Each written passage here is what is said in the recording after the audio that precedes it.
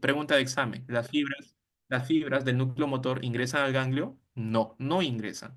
Ellos hacen un recorrido lateralizado y una vez que salen las fibras sensitivas, o sea, estas verdes que hemos dibujado, ahí recién, ¿sí? Esperando las fibras del motor, vienen y se acoplan al B3, solo al B3. ¿Listo?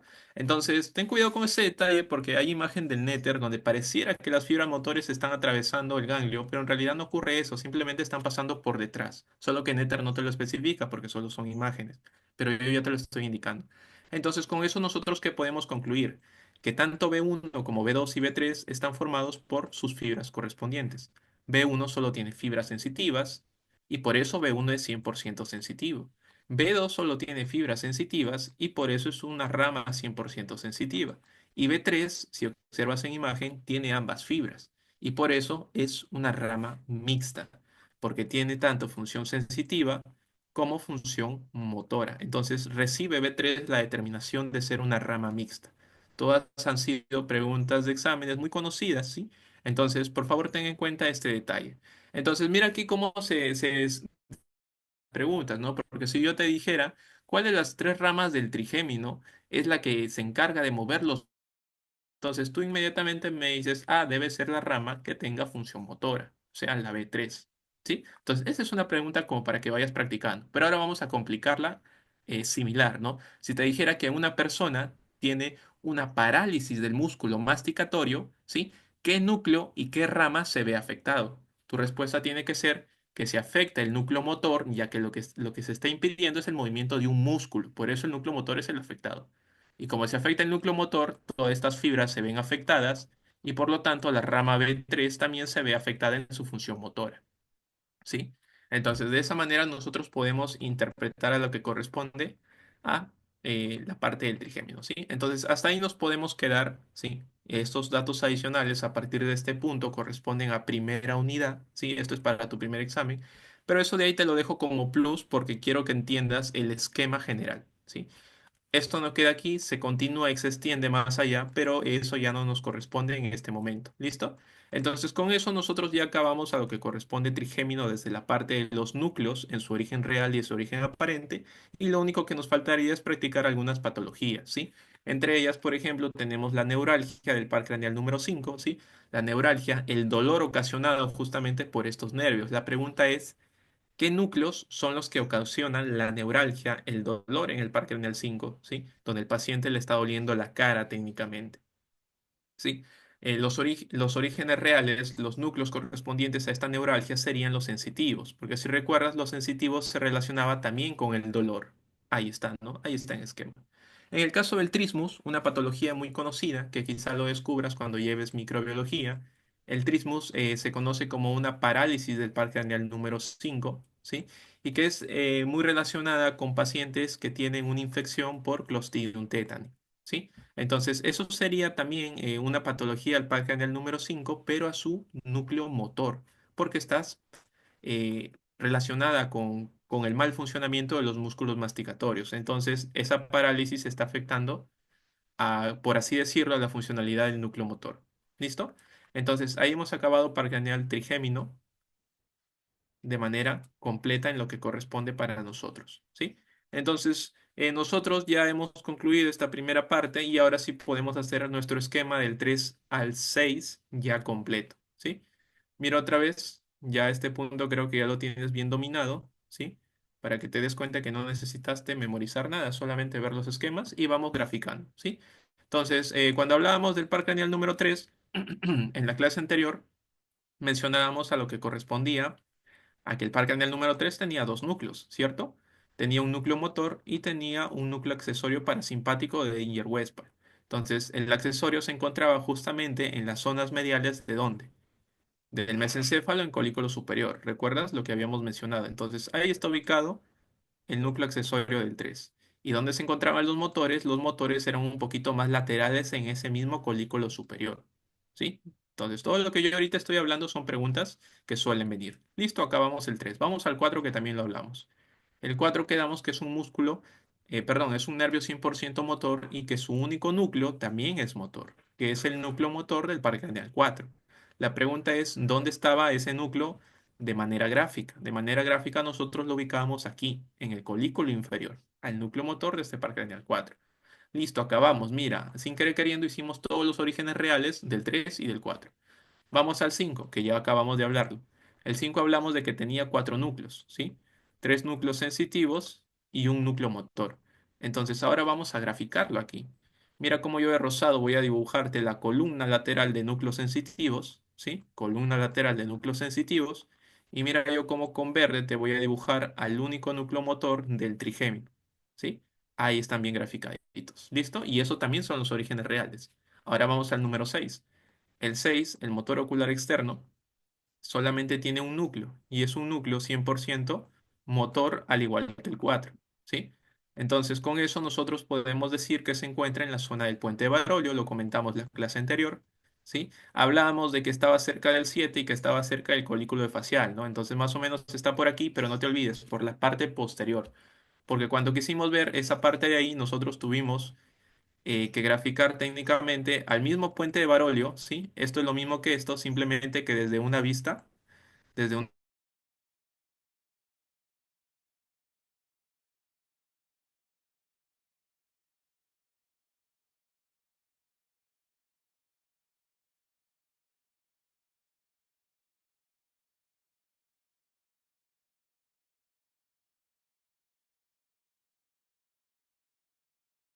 desde el otro punto de vista. Entonces, este esquema lateral también tienes que dominarlo tú, ¿por qué no? También es muy importante, ya que en esta zona de aquí comentamos igual que la clase anterior que se encontraba el cuarto ventrículo. Muy importante que también son preguntas muy conocidas cuando se habla de líquido cefalorraquídeo, ¿sí? Entonces, mira cómo hemos armado todo hasta el 6, ¿no? Hasta ahorita está bonito ya. Entonces, por favor, estos esquemas son para ti, son un regalo para ti. No los vas a encontrar por ahí porque son propios, ¿sí? Entonces, ahora vamos al 7, ¿sí? El 7 se relaciona con el 6 gráficamente sí. ¿Por qué? Porque recuerda que el 7 yo te enseñé al final de la clase anterior cómo le daba una curvatura al 6, ¿sí? Cómo el 7 le daba una curvatura al 6 antes de exteriorizarse hacia la parte anterior del puente de Barolio. Ya, entonces, esa curvatura que ahorita estoy graficándote en el 7 va a permitir que en esta parte posterior del puente de Barolio se ensanche, se forme un colículo, el llamado colículo facial. Entonces, desde ese punto nosotros podemos decir que el 7 es el ocasionante de que se haga el colículo facial y que el 6 es el que ocasiona que el 7 tenga que curvar así. ¿Qué pasaría si el 6 no estuviera ahí? Si el 6 no estuviera ahí, definitivamente el 7 solamente haría esto.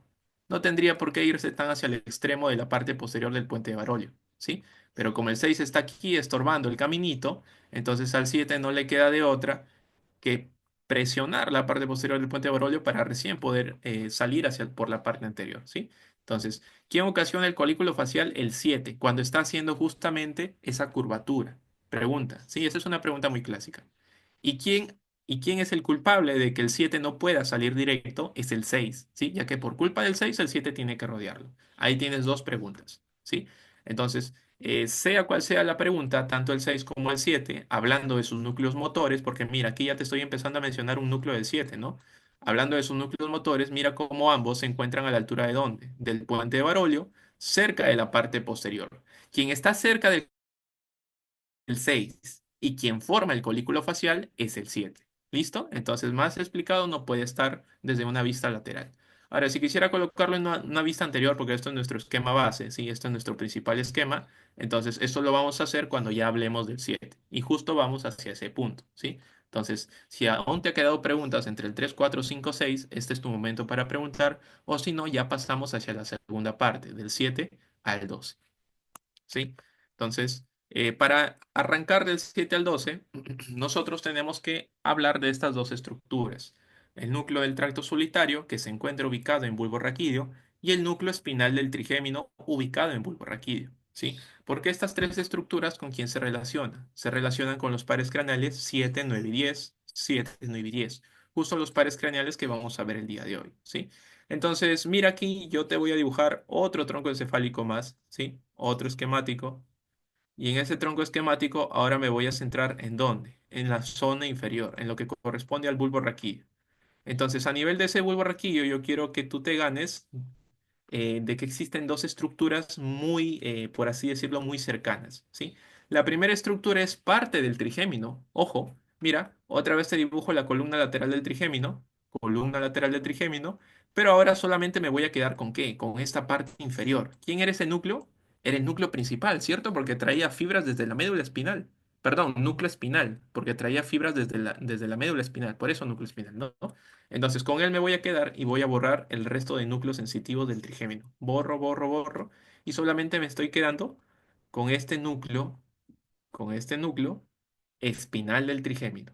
¿Sí? Me estoy quedando con ellos. Entonces, ellos, mira qué están formando. Están formando esto de aquí, el núcleo espinal del trigémino. ¿Está en el bulbo raquídeo? Claro que sí, ya lo comprobamos gráficamente. Perfecto. Ahora, ¿dónde está el núcleo del tracto solitario?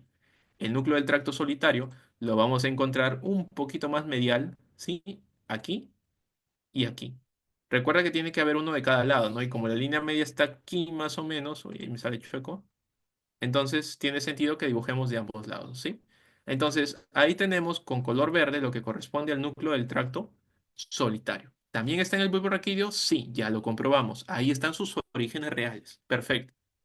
Ahora, un concepto básico que tienes que comprender es qué función tienen esos núcleos, ¿sí? ¿Qué función tienen estos núcleos? Entonces, cuando a ti te pregunten qué funciones tienen los núcleos del tracto solitario, tú tienes que decir que tienen función relacionada con la parte sensorial. Sensorial, ¿sí? No te olvides, por favor, esto es quizá de todo la única palabra que tiene que salirte de ti por reflejo cada vez que te hablen de este tema. Núcleo del tracto solitario, tú inmediatamente dices, ah, función sensorial, sin dudar. Entonces, de la misma forma, cada vez que te hablen del núcleo espinal del trigémino, ahí sí no tienes dudas porque ya hablamos del trigémino. Me vas a decir, ah, seguro tiene función sensitiva. Perfecto, sí, es correcto, función sensitiva. ¿Listo? Ya está. Ahora, el otro detalle es, ¿a qué hago relación cuando hablo de función sensorial? Cuando hablo de función sensorial, hablo, por darte un ejemplo, ¿sí? Porque es el más común que suele venir en los exámenes, es la función sensorial de detectar los sabores relacionado con el gusto, ¿sí?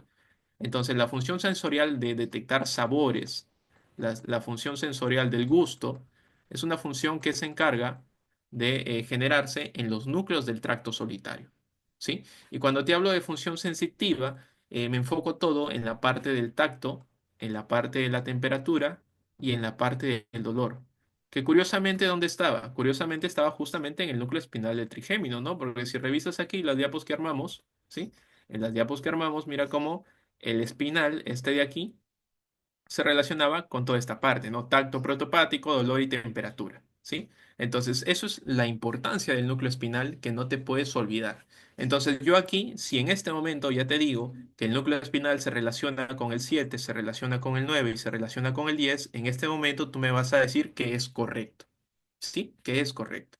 Entonces, volvemos aquí y seguimos hablando del núcleo del tracto solitario y del núcleo espinal del trigémino. Ya sabemos qué función tienen, sensorial, sensitiva, ya sabemos más o menos con qué se relacionan, con sabores, tacto, temperatura, dolor. Ahora la pregunta es, ¿cómo estos tres núcleos se interrelacionan dentro de estas imágenes gráficas? Ya, y aquí viene la última imagen, ¿sí? Lo que voy a hacer ahora es borrar esto y ya hacerte más grandes los núcleos, ¿sí? Es como si te hiciera un zoom justamente aquí. Aquí voy a hacer un zoom, justo aquí, ¿sí? Justo en esta zona de aquí es donde voy a hacerte un zoom. Entonces, en este zoom que te estoy haciendo, mira cómo voy a subdividir en tres partes, ¿sí? Una, dos, tres. Tres partes subdivido. Una vez que hago esto, yo puedo decirte que esto sería un tercio superior, esto sería un tercio medio y esto sería un tercio inferior. ¿Listo? Tercio superior, tercio medio y tercio inferior. Entonces, mira cómo al núcleo del tracto solitario yo te lo he subdividido en tres porciones, en tres tercios, ¿sí? Y al núcleo espinal del trigémino también te lo he subdividido en tres tercios, en tres porciones, ¿sí? Entonces, todo lo que sea tercio superior corresponde al par craneal 7, a su relación con el par craneal 7. Todo lo que sea tercio medio se relaciona con el par craneal 9 y todo lo que sea tercio inferior, ¿sí? O porción inferior, se relaciona con el par craneal 10. ¿De esa manera tienes que aprenderlo? Sí, de esa manera para que sea lo más fácil posible. Entonces yo vengo aquí y cuando te hable del núcleo del tracto solitario simplemente digo, ah, ya, 7, 9 y 10 lo encierro. Digo que el 7 es el tercio superior, el 9 es el tercio medio y el 10 es el tercio inferior. Cuando hable del núcleo espinal del trigémino vengo aquí y encierro y digo que el 7 es el tercio superior, el 9 el tercio medio y el 10 el tercio inferior. Así de fácil. Entonces, si te das cuenta, ambos núcleos, las posiciones del 7, el 9 y el 10 se corresponden exactamente, ¿sí? Entonces, cuando por aquí venga una fibra, ¿sí? Cuando por este lado venga una fibra, por ejemplo, viene una fibra con función sensitiva, ¿sí? Digamos que te golpeaste, tuviste dolor y esta fibra viene y dice, ¿a dónde me voy? ¿Me voy al núcleo del tracto solitario? ¿Me voy al núcleo espinal del trigémino? ¿Cuál es mi ruta? Ya, ahí tienes que escoger primero qué tipo de información traiga la fibra. Si la fibra trae información sensitiva porque tuviste un tacto en la piel o en todo caso te golpeaste y sentiste dolor, pues tiene que escoger al núcleo espinal del trigémino, porque el núcleo espinal del trigémino transporta fibras sensitivas que se relacionan con el dolor. Entonces, mira aquí cómo esta fibra simplemente viene y escoge cuál ruta, escoge la ruta de llegar aquí, al núcleo espinal del trigémino. Y una vez que llega al núcleo espinal del trigémino, viene la segunda pregunta. ¿A qué tercio me voy? ¿Al tercio superior para el 7, al tercio medio para el 9 o al tercio inferior para el 10? Ya, entonces, conforme vamos estudiando los pares craneales, vamos a poder entender qué fibra va a qué tercio, ¿sí? Entonces, eso es nuestro conocimiento clave para poder entender estos últimos pares craneales. Entonces, a todos los pares craneales que hemos dibujado aquí hasta el 7, ahora mira cómo ya puedes añadir, ¿sí?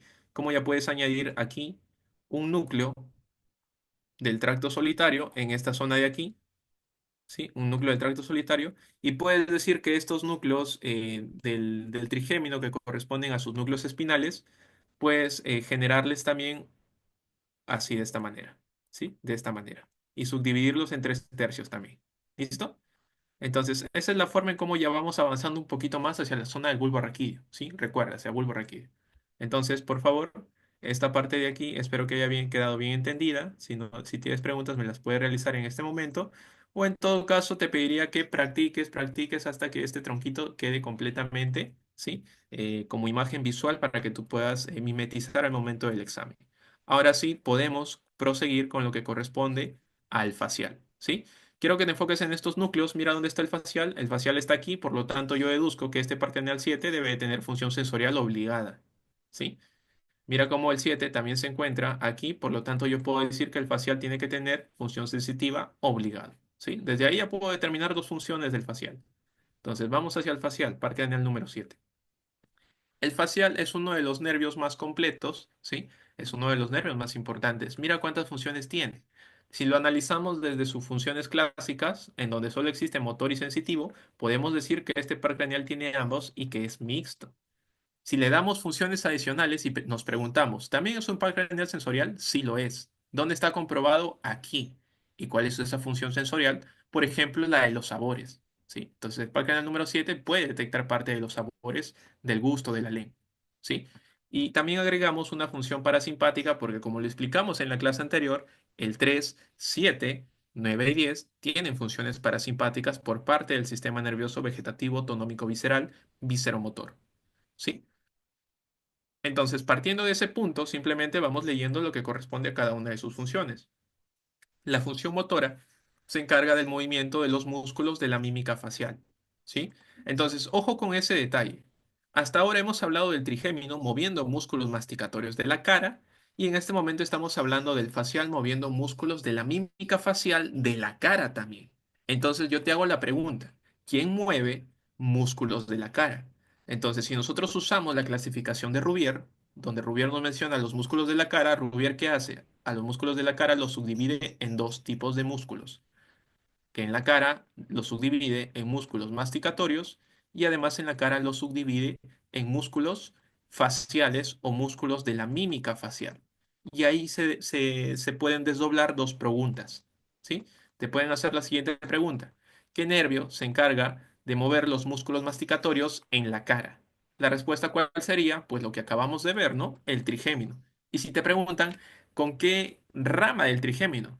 Ahí puede ser más específico con la B3, porque la B3 es la única de las ramas que tiene función mixta y en eso incluye la parte motora, que es lo que nos interesa para el movimiento de músculos masticatorios, ¿sí? Y si te preguntaran con qué núcleo, porque también quieres saber el núcleo, ya pues simplemente dices con el único núcleo motor que tiene el trigémino y que se encuentra en la zona medial del puente Barolio en origen real. Nada más fácil, ¿sí? Ahora, ¿qué pasa desde el punto de vista de los músculos de la mímica facial? Si te preguntan qué nervio se encarga de mover los músculos de la mímica facial, tú vas a decir el par craneal número 7, el facial. Si te preguntan con qué núcleo, pues respondes con su único núcleo motor. ¿Sí? Que justamente es el que está aquí, mira, núcleo motor facial. Y nada más, ¿sí? Entonces, esa es una diferencia marcada entre ambos. La pregunta es, ¿qué pasa si paralizas estos músculos? Si paralizas músculos masticatorios, ¿sí? La patología se llama trismus, lo que acabamos de explicar, ¿sí? Que es muy ocasionada por el Clostridium tetani, ¿sí? Como parte de las infecciones. Ahora, en el caso de los músculos de la mímica facial, si tenemos una parálisis, ahora ya no hablamos de trismus, hablamos de parálisis de Bell, ¿sí? Entonces, ahí tenemos una comparativa entre estos nervios que se encargan de justamente, o en todo caso, inervan parte de la cara, pero cada uno desde su perspectiva diferente para músculos específicos. Ahora, si quieres saber cuáles son esos músculos masticatorios y cuáles son esos músculos de la mímica facial, simplemente tienes que ver imágenes en los libros o incluso en Google aparecen inmediatamente imágenes de todos los músculos controlados por, o cuáles son los subtipos de estos músculos que corresponden a cada uno de ellos, ¿no? Eso es más que todo primera unidad, no nos corresponde en este momento, pero yo ya te doy la recomendación para que si quieres aprender más, puedas ver esa parte. ¿Por qué te hago esa aclaración? Porque, por ejemplo, los músculos masticatorios comprenden a los pterigoideos, tanto mediales y laterales, ¿sí? Corresponden al temporal y corresponden al macetero, los cuatro principales músculos masticatorios que todos debemos de conocer, ¿sí? Si le das una googleada en este momento te van a aparecer esos cuatro músculos. Ahora, ¿por qué necesito saber toda esta información de manera completa?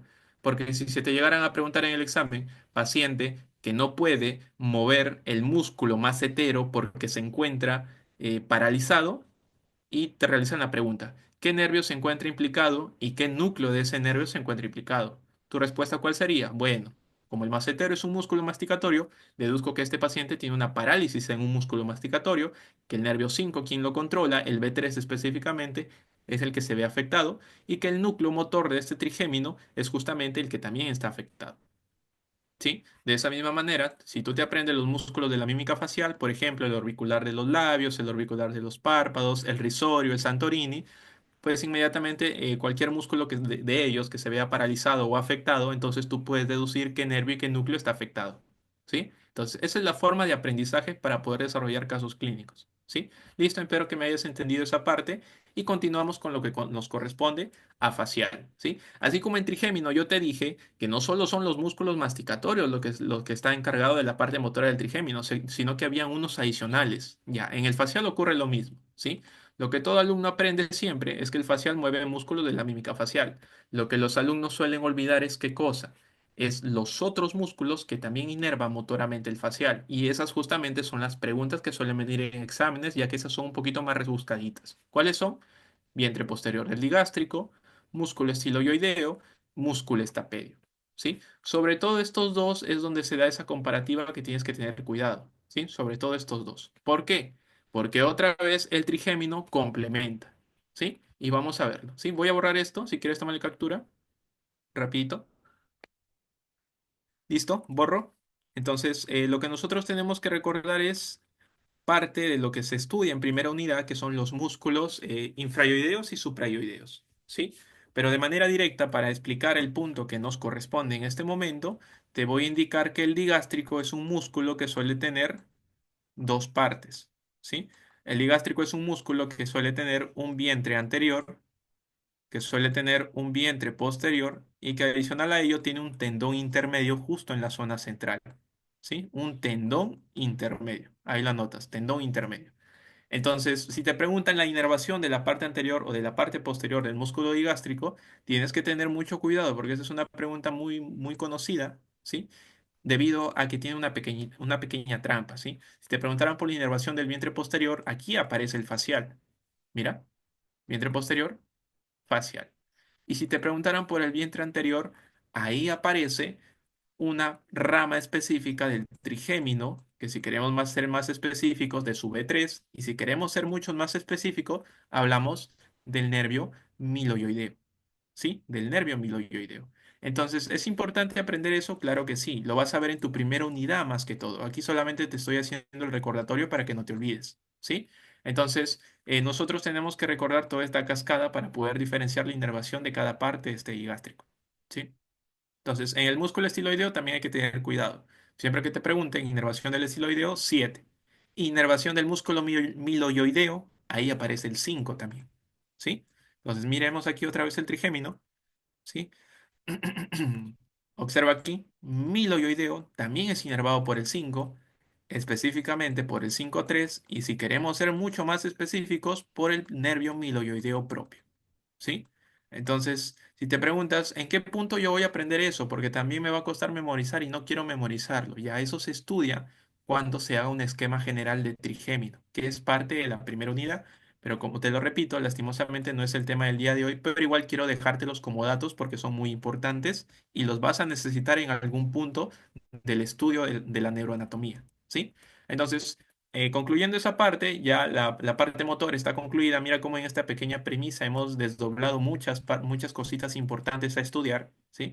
Y ahora pasamos hacia la parte sensitiva. En la parte sensitiva, observamos simplemente la sensibilidad, tacto, olor, temperatura hacia las zonas del pabellón auricular y conducto auditivo externo. Ahí no hay mucho problema. En la parte sensorial relacionada con, como yo te lo decía, con la parte del gusto, del sentido del gusto, mira cómo le va a dar sensibilidad a la lengua de los dos tercios anteriores para detectar qué cosa, para detectar sabores. No te olvides, sabores, lo hemos anotado en esta diapositiva también. Sensorial, sabores del gusto. Entonces, mira aquí como ya determinamos que el 7 se encarga de darle la parte sensorial a los dos tercios anteriores de la lengua. Ahora, aquí tenemos que hacer un detalle y un cruce con lo que corresponde al sentido del gusto. ¿Sí? Aquí tenemos que hacer un salto hacia la parte de la lengua. Entonces, vengamos hacia la zona de la lengua. ¿Sí? La lengua, nosotros tenemos que subdividirla en tres partes. ¿Sí? Aquí te presento la lengua y nosotros tenemos que graficar siempre una B, conocida como B lingual, ¿sí? Ahí está graficada. Y esta B nos va a permitir poder dividir en fracciones la lengua, ¿sí? Porque cada vez que tú estudias la lengua vas a escuchar dos tercios anteriores, un tercio posterior y te vas a preguntar qué es eso. Ya esa es la subdivisión de la lengua. Entonces, la lengua se divide en dos tercios anteriores, un tercio posterior, y adicional a ello, la lengua se subdivide en una base epiglótica o también llamada base periepiglótica, ¿sí? Que no solamente comprende la epiglotis, sino también comprende el inicio de la laringe, parte de la faringe. ¿Listo? Entonces, esas son las tres partes que nosotros podíamos decir que corresponden hacia la zona de la lengua. La pregunta es, ¿quién le da inervación a cada una de esas partes? ¿Sí? Entonces, cuando se estudia lengua, tú vas a escuchar tres tipos de inervación que le corresponden a la lengua. Inervación sensorial, inervación sensitiva e inervación motora. Y que tienes que saberlo sí o sí porque se relacionan con los pares craneales que estamos estudiando en este momento. Entonces, yo aquí te voy a poner la inervación sensorial, la inervación sensitiva y la inervación motora, ¿sí? Entonces, lo que corresponde a la parte de la inervación sensorial, el orden es que los dos tercios anteriores se corresponden al 7, el tercio posterior se corresponde al par craneal 9 y la base periepiglótica y demás que están ahí en esa zona corresponde al 10. En la parte sensitiva es casi similar, solamente que atrás se mantiene, ¿ah? Un tercio posterior se mantiene, base periepilótica se mantiene, pero aquí cambia. Aquí tiene que ser 5, ¿sí? Trigémino. Es más, si quieres ser más específico, en la parte del trigémino puedes incluso ponerle 5,3 para que sea más específico todavía. ¿Sí? Un poco más específico incluso. Aquí en la sensorial en el 7, si quieres ser más específico, puedes ponerle cuerda del tímpano, ¿sí? Que es lo correcto, porque en la mayoría de libros te va a decir los dos tercios anteriores de la lengua es inervado por el 7, pero con su parte específica llamada cuerda del tímpano. Ya, entonces lo colocamos por si viene en el examen de manera específica y no puedas fallarla, ¿sí? En la parte sensitiva también a veces se da que se pregunta de manera específica. No te preguntan por el trigémino, sino te preguntan por la rama del trigémino. B3 tienes que responder, ¿sí? Entonces, de esa manera nosotros podemos determinar lo que corresponde a la parte sensorial y lo que corresponde a la parte sensitiva. En la parte motora es 100% el par craneal número 12, ¿sí? El hipogloso, el par craneal 12 es el control de todos los músculos de la lengua, ¿sí? Excepto uno, que también es una preguntita muy común, ¿no? Te dicen, la lengua presenta músculos, 17 músculos, ¿sí? Y de esos músculos de la lengua existe uno que no controla el par craneal número 12. Todos los demás sí los controla, menos uno. Entonces, justamente, nosotros para poder determinar ese detalle, tenemos que estudiar cada uno de los músculos de la lengua, lo cual tampoco nos corresponde en este momento, ¿sí? Así que yo solamente te estoy dando datos que te pueden servir para luego interconectarlo con el resto de temas. ¿Listo? Entonces, nosotros tenemos que tener en cuenta todo este esquema básico, a ver, borro aquí, para poder determinar a qué parte corresponde cada inervación. Cuando hablamos de sensorial, recuerda, en este caso de la lengua, aquí sí es 100% hablar de los sabores, del sentido del gusto. Cuando hablamos de la parte sensitiva, aquí nos referimos 100% al dolor que se ocasiona en la lengua, a la temperatura frío y caliente que detecta la lengua, ¿sí? Y al tacto que tú puedas tener, por ejemplo, las comidas o cualquier cosa que ingrese a la parte de tu boca en la zona de la lengua, también corresponde a la parte sensitiva, ¿sí? Y en la parte motora, aquí simplemente en la parte motora nosotros hacemos referencia a lo que corresponde el movimiento de músculos, ¿sí? Movimiento de músculos. Listo. Ya está. Entonces, eso es todo lo que tenemos que recordar y lo que corresponde con nuestro paso por la lengua, ¿sí? Pero no te olvides, así como nosotros subdividimos en fracciones la lengua, también tenemos que subdividir en partes lo que corresponde a los sabores de la lengua, ¿sí? A los sabores de la lengua. Entonces, la pregunta es, ¿qué sabores se encuentran correspondidos en todas las partes de la lengua? Tú los sabores los conoces, ¿no? Dulce, salado, ácido, amargo. La pregunta es, ¿qué parte de la lengua corresponde a cada uno de los sabores? Y aquí te lo voy a escribir, ¿sí? La zona de la punta de la lengua corresponde más que todo a la parte dulce. La zona de los laterales, pero un poquito más anterior de la lengua, corresponde a la parte salada. ¿Sí? Salada. Aquí también salada. La parte lateral, pero un poquito más atrás, corresponde a la parte del ácido, ¿sí? El sabor ácido. Y la parte posterior, ¿sí? Ya corresponde al sabor amargo, ¿sí? Al sabor amargo. Y existe una zona central donde últimamente se ha marcado como el quinto sabor, ¿sí? Como el quinto sentido del gusto, que sería justamente el umami, ¿sí? Umami. Que si en fisiología te lo llegaran a preguntar, es el glutamato monosódico, ¿sí? Monosódico, ¿sí? Un ejemplo de ello podría ser el Ajinomoto, ¿sí? El Ajinomoto creo que era así, ese era, que se detecta como un sabor llamado umami que justamente está marcado aquí en la zona central. Entonces, ¿por qué yo te estoy dibujando esto en este momento?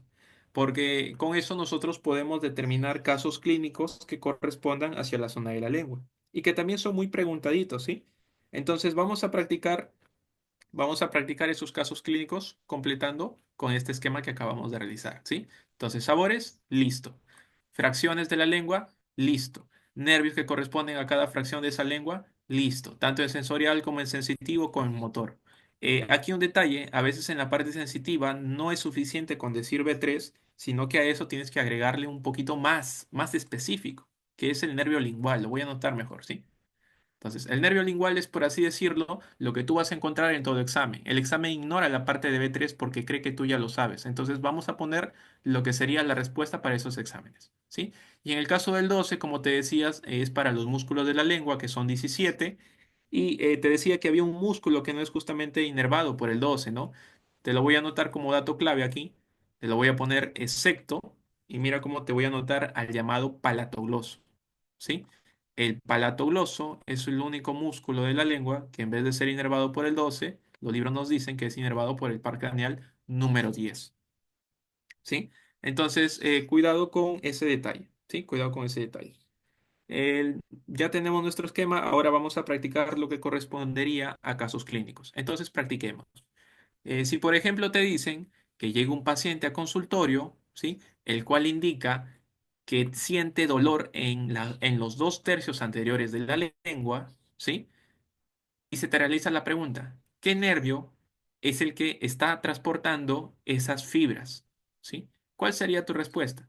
Entonces tú analizas y dices, a ver, le está doliendo los dos tercios anteriores de la lengua. ¿Quién se encarga del dolor en los dos tercios de la lengua? En el dolor se encarga el trigémino B3, nervio lingual. Respuesta específica, respuesta correcta. ¿Sí? Entonces, así tienes que practicar. Si el mismo paciente llega y te dice que está sintiendo frío en el tercio posterior de la lengua, ya que se ha puesto ahí un cubito de hielo, entonces tú dices tercio posterior de la lengua, temperatura fría, par craneal 9. ¿Sí? Ya, entonces una vez que me entendiste, vamos a relacionarlo ahora con los sabores. Si el paciente te dice que en los dos tercios anteriores de la lengua no percibe el sabor de las comidas, ¿sí? Tú inmediatamente dices que como los dos tercios anteriores y es el sabor el que no percibe, o sea, la parte sensorial es la afectada, entonces el par craneal afectado es el 7, cuerda del tímpano, ¿sí? De esa manera vas a responder las preguntas. Ahora vamos a complicarlo un poquito más. Si el paciente llega a consultorio y te dice que no percibe el sabor dulce, no está percibiendo el sabor dulce, él no lo siente por más que come cosas dulces, no lo percibe. Entonces tú dices, el dulce es un sabor, el dulce es la función sensorial, el dulce está en la punta de la lengua, ¿sí? O sea, el dulce está más o menos en los dos tercios anteriores de la lengua. ¿Qué par craneal está afectado? 7. Pongamos un ejemplo, pero con algo amargo, ¿sí? El paciente está consumiendo café, ¿sí? Y no detecta el sabor amargo del café. No lo detecta. Mira, el amargo no lo detecta. El amargo es un sabor. El amargo es función sensorial. El amargo está más o menos aquí, en el tercio posterior, yendo a la base epiglótica. Entonces, el amargo, ¿quién controla? El amargo lo controla el 10. ¿Sí? El 10. Pero desde el lado sensorial, obviamente, ¿sí? Entonces creo que ya tú comprendiste esa diferenciación entre la parte sensorial y la parte pues, sensitiva. Por eso yo te decía que es incorrecto que los libros te digan que sensorial y sensitivo es lo mismo. No es lo mismo. Aquí te estás dando cuenta que no es lo mismo, ¿sí? Ahora, cuando leas el AFIFI, va a ser sinónimo entre sensorial y sensitivo. Entonces tienes que tener cuidado, ¿sí? Quizás es error de traducción, porque recuerda que los libros están en inglés. Es un error de traducción en realidad, ¿sí? Pero jamás lo sensorial y lo sensitivo es lo mismo. Que tú lo hagas sinónimo en algunos casos es porque ya no te queda de otra, ya que el libro lo dice así. Pero sin embargo, tú sí tienes que diferenciar la función. Y en este caso es muy importante diferenciarlo, porque aquí en la lengua las preguntas son exactas. Y si tú no diferencias sensorial de sensitivo, vamos a tener problemas con las respuestas, ¿sí? Entonces creo que quedó bien entendido esta parte. Te di muchos ejemplos de casos clínicos y si me dos preguntas son muy repetidos en los exámenes, ¿sí? Y cada una de estas estructuraciones. Entonces, una vez que acabamos esto, me vas a preguntar, ¿y qué tiene que ver estos con los núcleos? Tiene que ver mucho, ya que nosotros aquí lo hemos explicado desde el punto de vista de nervios. Ahora la pregunta sería, ¿qué núcleo del 7 es el que controla la parte sensorial? ¿Qué núcleo del 9 controla la parte sensorial? ¿Y qué núcleo del 10 controla la parte sensorial? Entonces, mira, analiza. 7, 9, 10, sensorial. Entonces, te pones a analizar y a quién te hace recuerdo, a quién te suena. Mira, voy subiendo. 7, 9, 10, sensorial, sabores, al núcleo del tracto solitario. Conclusión, ¿qué quiero decirte con esto? Que la lengua, ¿sí? Con estos nervios, con estos nervios, va a tener que llegar hasta el tronco encefálico a buscar al núcleo del tracto solitario para llevarle esta misma información sensorial. ¿Sí? Entonces creo que ya me captaste la idea, ¿sí? Entonces ahí tienes una interconexión de lo que sería la lengua con el tronco encefálico con respecto al núcleo de tracto solitario para esta misma función sensorial, ¿sí? Muy importante que marques eso porque es la relación directa, ¿sí? La relación directa. Entonces, de esa misma manera, nosotros podríamos relacionarlo con nuestro siguiente esquema, ¿sí? Con nuestro siguiente esquema. Con el 5-3, con el 9 y con el 10. Pero aquí sí hay que tener cuidado, ¿sí? Aquí sí hay que tener mucho cuidado porque ya no se está relacionando directamente con esta parte de aquí, ¿sí? Porque recuerda que el propio núcleo espinal ya es el 5. ¿Sí? El 7 y el 9 quizá tengan esa función sensitiva para temperatura, dolor y tacto, pero el propio núcleo espinal, que es el 5, ¿sí? Porque el núcleo espinal es un núcleo sensitivo al 5, ya tiene esa información de la lengua, para este caso, para este ejemplo, ¿sí? Entonces aquí el único que no está entrando, el único que no está entrando es el 7, ¿no?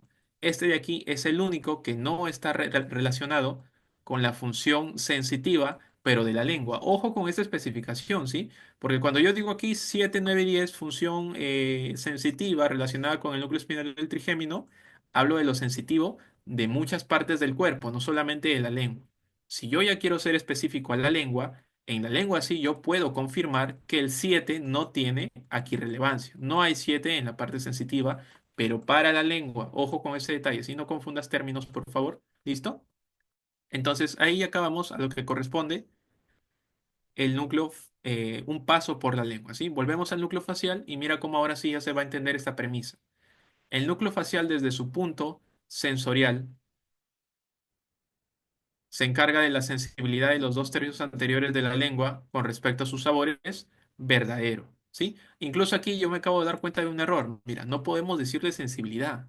¿Por qué? Porque la sensibilidad es sensitivo. Entonces, es incorrecto decirle sensibilidad, pero mira cómo la sinonimia de los libros te puede hacer confundir, ¿no? Entonces, la interpretación aquí es más que todo lo que tú tienes que aplicar, ¿sí? Mira cómo aquí lo cambio, sabores en la lengua dos tercios anterior y suena mejor, ¿sí? Se sobreentiende mejor, porque si le pongo sensibilidad, tú fácilmente lo podrías confundir con la sensibilidad del sensitivo y no queremos eso, ¿sí? Entonces creo que ahora sí se entiende en la parte de lo sensorial, ¿sí? Te lo digo porque es muy común que tú confundas tercios con dos tercios, pero este es un tercio del núcleo espinal y estos dos tercios de dónde, de la lengua, ¿sí? Ojo con ese detalle también. Listo, tres funciones desarrolladas, motor, sensitivo, sensorial. Mira cómo en el 7 en la parte sensitiva, por aquí encuentras lengua. No, no hay lengua porque el 7 con la lengua no tiene nada que ver con lo sensitivo, ¿sí? Justo por eso. Entonces seguimos con la última parte, con la parasimpática, vegetativa, autonómica, visceral, visceromotora, que ya quedamos, que es para el músculo liso y que solo se relaciona con la parte del sistema nervioso vegetativo. Entonces aquí también una pregunta muy repetida es la inervación de las glándulas, ¿sí? A partir del 7 ya empezamos a inervar glándulas. Entonces aquí te voy a regalar otro esquema más para ti, para que no te olvides, que te va a servir en tu primera unidad de anatomía y también te sirve para neuroanatomía, que es ya los últimos temas, ¿sí? Entonces es un 2 por uno, ¿listo? Entonces yo quiero que recuerdes lo que corresponde, voy a agregarle una diapositiva, ¿sí? Lo que corresponde a la parte de inervación de las glándulas salivales, ¿sí? O en todo caso te lo voy a plantear más fácil, ¿sí? Te voy a hacer un versus de 7 versus 9, ¿sí? Pares craneales. Entonces, el par craneal 7, que es el facial y estamos estudiando ahorita, y el par craneal 9, que lo vamos a ver en un ratito, que es el glosofaringio. Entonces, estos pares craneales se encargan de inervar muchas glándulas. Si te das cuenta, a este momento tú puedes observar que ambos pares craneales tienen función parasimpática. Claro que sí, están dentro de nuestra mnemotecnia, ¿no? 3, 7, 9, 10 son pares craneales con función parasimpática. Lo indicamos en la clase anterior. ¿Cierto?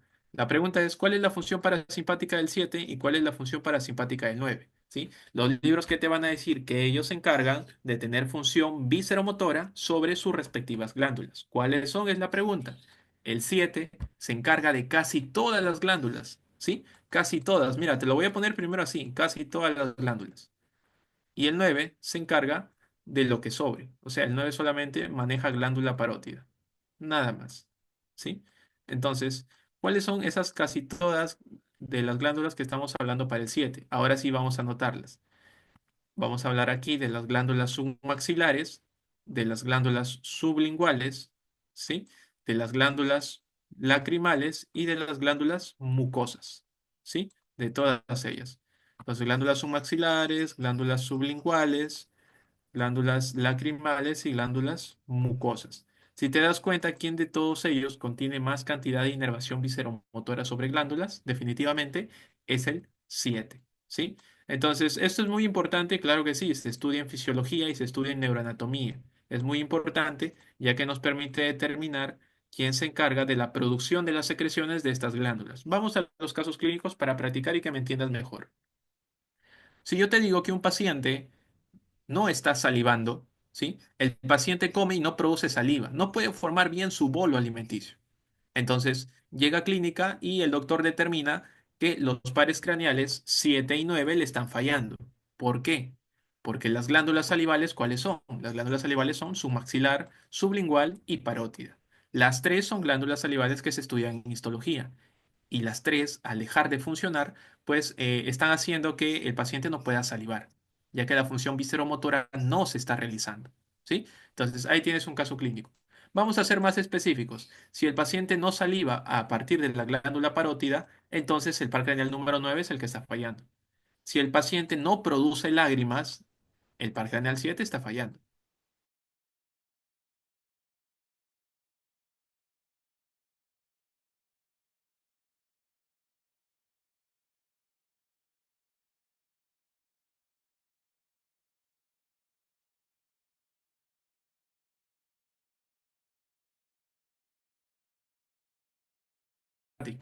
¿Sí? Entonces, aquí va a aparecer el llamado núcleo salival superior.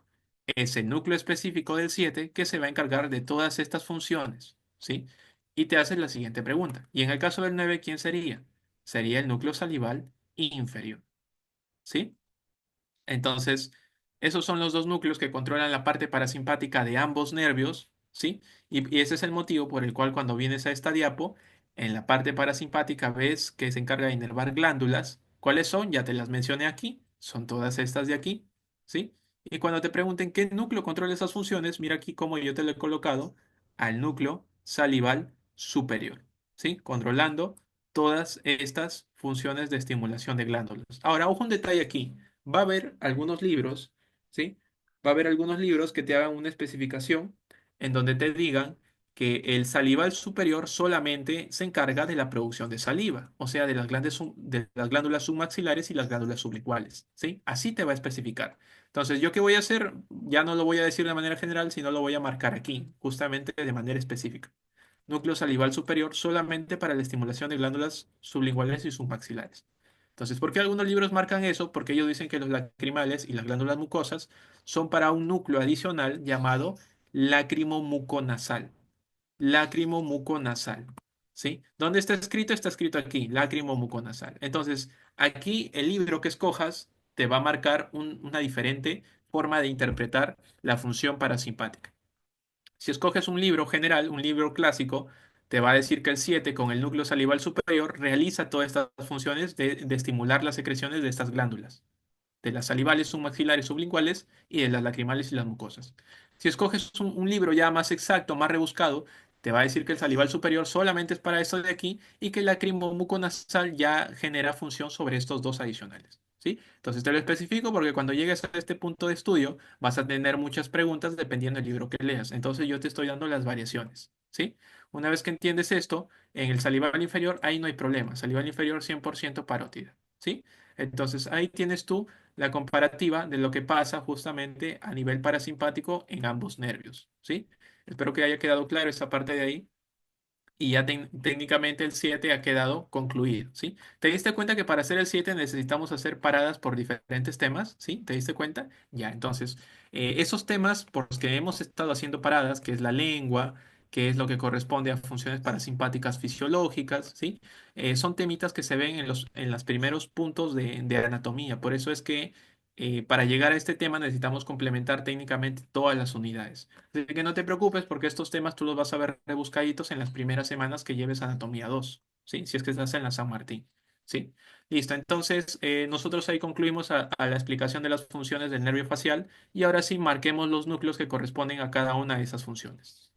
Si hablamos de la función motora, ¿qué núcleo crees que sea? El núcleo motor del facial. Origen real, ¿cuál sería? Puente de Barollo colículo facial. ¿Sí? Ya lo explicamos, ya explicamos por qué. Porque le está haciendo justamente ese doblez para generar ese colículo facial, ¿no? Ahora, la parte motora ya está marcada.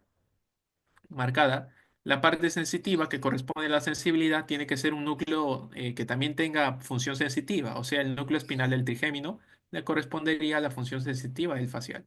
¿Sí? ¿En qué porción del trigémino? Ya quedamos que tiene que ser el tercio superior de ese núcleo espinal del trigémino. ¿Sí? Y esos núcleos, ¿en dónde estaban ubicados? En el bulbo raquídeo. Ahí están sus orígenes reales. Perfecto. Ahora vamos a la función sensorial que habíamos quedado, que se relaciona con quién, con el núcleo del tracto solitario, porque el núcleo del tracto solitario quedamos que tenía función sensorial. Entonces también, ¿el 7 en qué parte está? En la porción superior, en el tercio superior. Entonces, por eso aquí se marca tercio superior del bulbo raquídeo. ¿Sí? En el caso de la función parasimpática, ya quedamos que esta función, dependiendo del libro que leas, generalmente se marca el salival superior, ¿sí? Y el lágrimo muconasal. Salival superior para dos de las tres glándulas salivales, solo dos de las tres, a nivel de puente de Barollo, y lágrimo muconasal para glándulas lacrimales y mucosas a nivel de puente de Barollo también, ¿sí? ¿Listo? Entonces, con eso hemos concluido las funciones del facial, los núcleos del facial relacionados, ahí por favor los va relacionando con flechitas, y la especificación en las partes donde diga tercio superior, ¿sí? Ya sabes que corresponden a esta imagen de aquí, y la especificación del origen real a nivel de bulbo raquídeo es porque aquí está la imagen visual para que te guíes, ¿sí? Todo está para que te guíes nada más, está sencillo, ¿sí? No necesitas memorizar, por así decirlo, ¿sí? Todo está para que lo interpretes gráficamente. Ahora, para concluir, el origen aparente. ¿Cuál sería el origen aparente del 7? ¿Sí? Facilito. Venimos a una imagen real, vamos a buscar la imagen del Nether. ¿Sí? Aquí está la imagen del Nether y vamos a buscar al 7. ¿Sí? Mira el 7, te lo presento, aquí está. ¿Sí? El 7 otra vez, ahí está. Y aquí te estás haciendo una pregunta. ¿Por qué el 7 tiene dos como si fueran dos en vez de uno solo? Mira, lo voy a acercar más. ¿Por qué el 7 pareciera que tuviera dos? Ya, porque el 7 suele tener un asociado llamado 7 bis. Este es el 7 y este más delgadito, un poquito más lateral también se le puede llamar, es el 7 bis. ¿Sí? Entonces, de manera, cuando se te hable de origen aparente y te digan cuál es el origen aparente del 7, o sea, en el que tú lo estás viendo exteriorizado, tu respuesta tiene que ser aquí, ¿sí? En esta zona de aquí. Ahora, antiguamente a esto se le llamaba como origen aparente en el surco pontino inferior, ¿sí? O como el surco está aquí entre el puente de Barolio y en el bulbo raquídeo, incluso se le llamaba que su origen aparente estaba a nivel de un surco bulbo protuberancial, porque está entre el bulbo raquídeo y entre la protuberancia, surco bulbo protuberancial. Pero en los libros más actualizados, como el AFIFI, ya no se marca el surco, sino que ahora su origen aparente lo marcan en este ángulo que se encuentra entre estas tres estructuras, entre cerebelo, entre puente y entre bulbo raquídeo, ¿sí? Entonces, por eso es que yo aquí te he anotado la forma en cómo se le llama con respecto a su origen aparente, pero ya más actualizado en libros como el AFIFI. Observa aquí el ángulo ponto cerebeloso, lo que yo te he estado marcando, es el origen aparente que se utiliza actualmente, ¿sí? Mira cómo aparece el 7 y el 7 bis, ¿sí? Ahora tú me dices, ¿qué? ¿Son dos nervios? No, es uno solo, ¿sí? Es uno solo, solo que aparentemente parecieran dos. Es casi como el trigémino. Cuando tú lo ves ahí en origen aparente, parecen dos raíces, ya. Algo así ocurre aquí. Es un 7 que es el verdadero facial, es un 7 bis, que es más delgadito y más lateral, ¿sí? Y que ellos dos, saliendo de ese ángulo punto cerebeloso, cuando vayan extendiéndose, en algún punto tienen que atravesar el conducto auditivo externo, se van a meter dentro del cráneo y cuando estén dentro del cráneo se van a fusionar después de hacer el acodamiento. Entonces, ahora, una vez que estén fusionados, simplemente se le llama paracraneal 7. ¿Sí? Por eso yo te digo que en realidad son uno solo, solo que adentro ya se fusionan después de hacer un acodamiento. ¿Dónde vas a ver eso? También lo vas a ver en la primera unidad. ¿Sí? Eso ya es recorrido del nervio.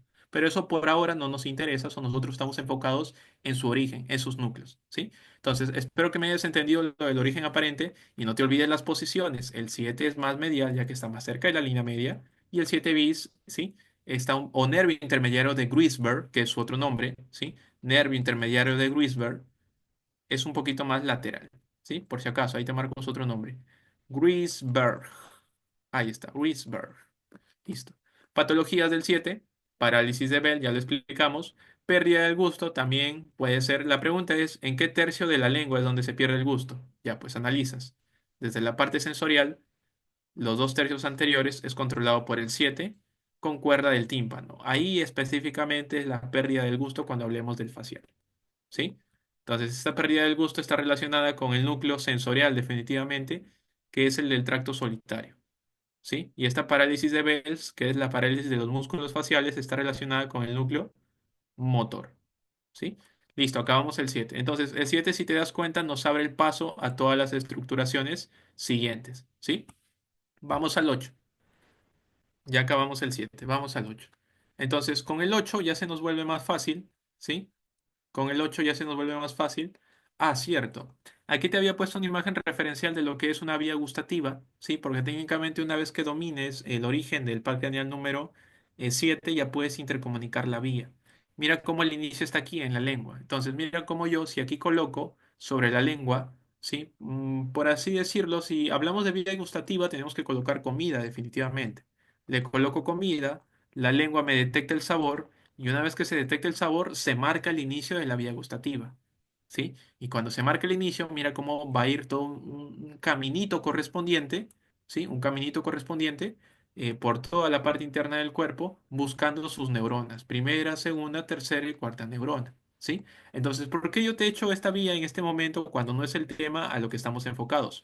Porque quiero que aprendas a diferenciar un término, ¿sí? El término es núcleo solitario versus tracto solitario. Un error muy común que se realiza, ¿sí? Al momento de hablar sobre este tema.